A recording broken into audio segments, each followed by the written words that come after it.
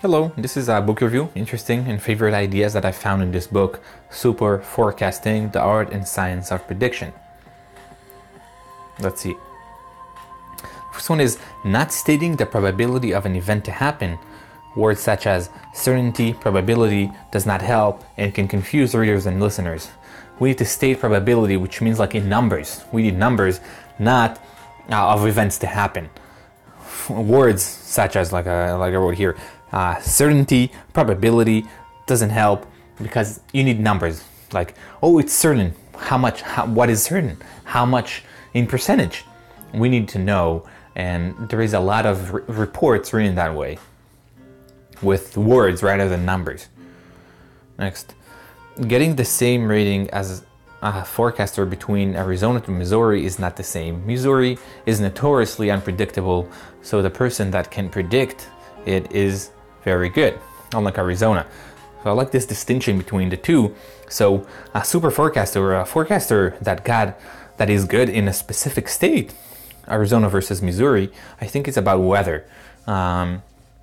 So if some of them is better, if someone has a good one, for example, like Missouri is notoriously unpredictable. So if someone in Missouri is very good, where he's good, is much better than the one in Arizona because he's notoriously bad. And if he did well in Missouri, he's very good. Next, projectors that are very confident and use ideology tend to do worse than randomness and chimps. So there is those predictors. I think it should be predictors, especially on TV, on mainstream.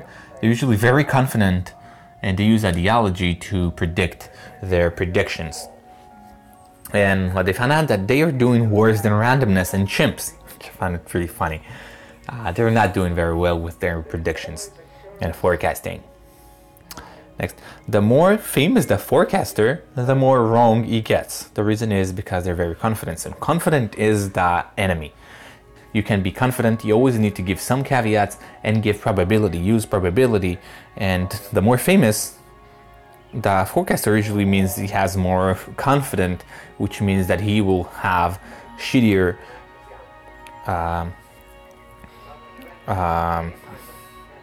success rate. Next, all models are wrong, but some are useful. I like this phrase.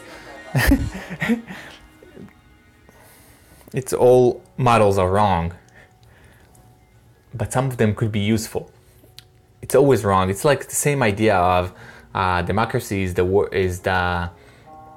not good, but it's better than anything else. I don't remember the exact word, but the same idea is, so everything is wrong, but some of them are just, you can use them.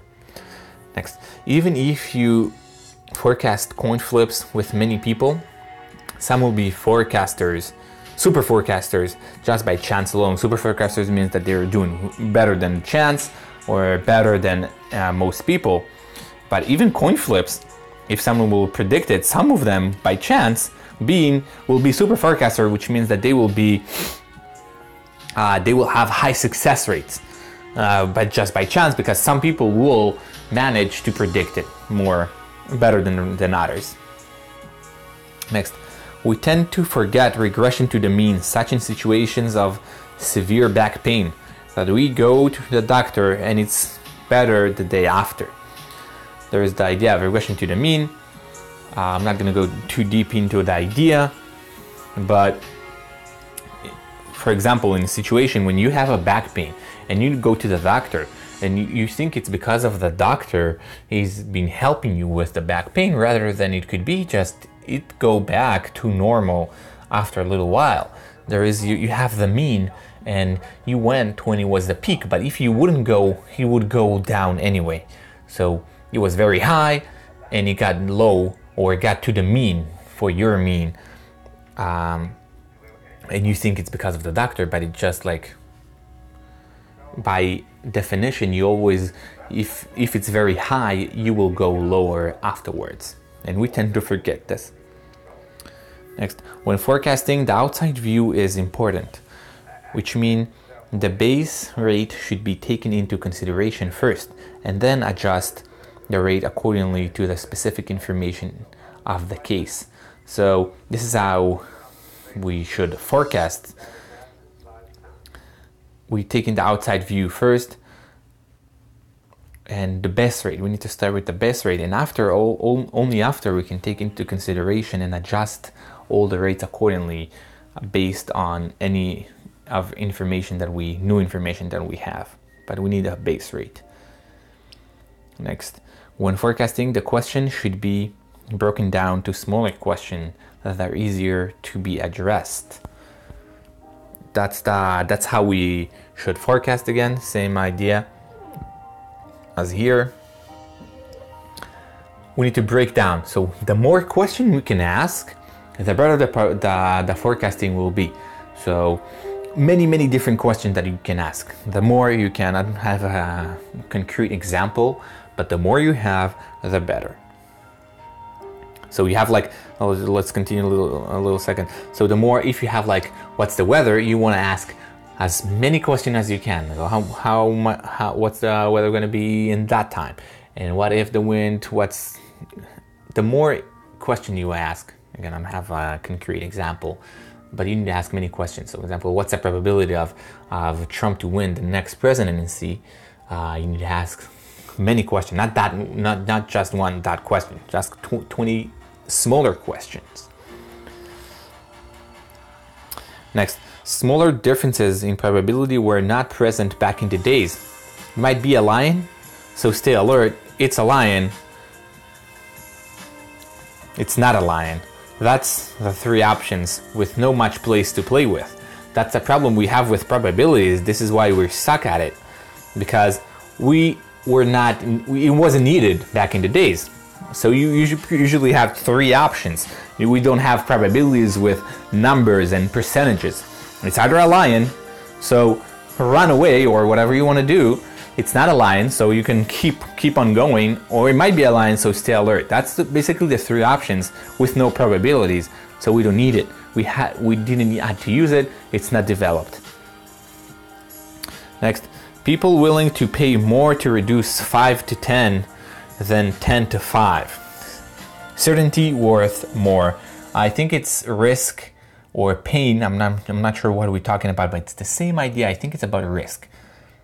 So people are willing to pay more if it's like all the way to 0 than 10 to 5. Certainty, people are willing to pay for certainty. Certainty is highly important for us human.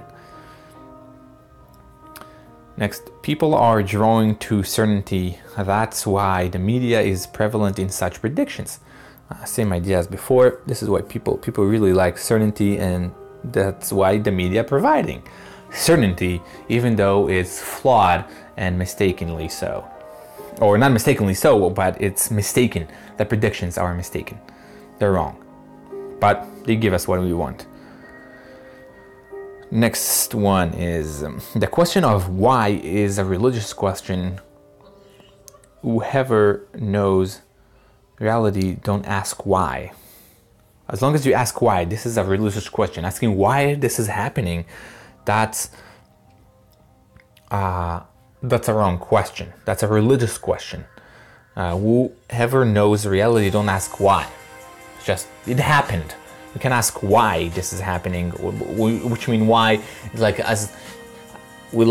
why it happened only to me, or things like that. The next one will make this one more clear. So unlike religion that asks why, science asks how, without ascribing meaning to the event. So why is ascribing meaning, but how, that's no meaning. So how did it happen to me rather than anyone else? Not why, or did I did something wrong? How? The question is how rather than why. Really interesting. Next, some information is diluted, which means it doesn't help the problem at hand, and we should disregard the information altogether. Some information is diluted, so some information we shouldn't care about it. It doesn't help for our forecasting. We need to know which information is applicable and which one is just diluting, and you can disregard it altogether. Next one is very important key for forecasting is updating your forecast based on new information. There is no shame in changing your stand. That's very important because very many forecasters does not, and they get invested in their idea and they don't change it when they get new information. So if you get new information, new data, you need to adjust your prediction accordingly. Next, saying I'm not good in math is a prophecy come true, self-perpetuating, and subject to confirmation bias instead of working through it. So some people are saying, oh, I'm not good in math, but the problem is that they're not trying to work it out. It's a prophecy come true, and they make it happen. It's self-perpetuating, like I said here, and subject to confirmation bias, which means like they're perpetuating the problem by saying I'm not good. And if you're not good, you're not investing your time. You're not investing your time. You will get that C or D or F, whatever you happen. So you're perpetuating instead of trying to find a way to work it better.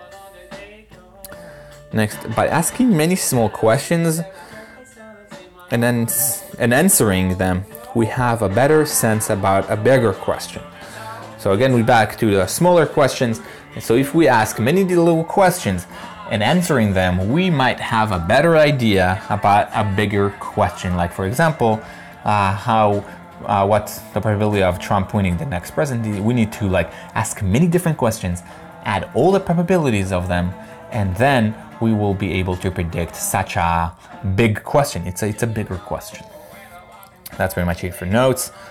About this book, probably 4 stars, some very interesting ideas. I was not so much aware about this whole forecasting field, so I learned a lot about it. Probably again like 4 stars, very interesting ideas. Some of it, there is some not very interesting parts in the book, so could definitely be shorter, like many other books. And that's pretty much it. Thank you.